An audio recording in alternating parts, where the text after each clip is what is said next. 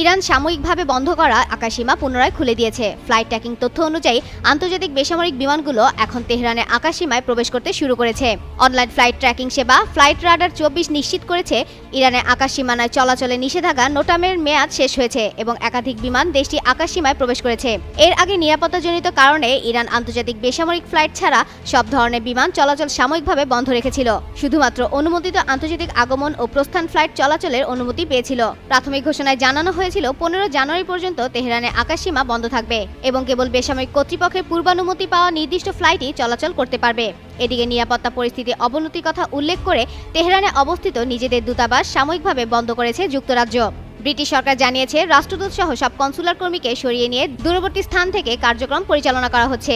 দেশটিতে চলমান সরকার বিরোধী বিক্ষোভের মধ্যে এই পদক্ষেপগুলো নেওয়া হয়েছে।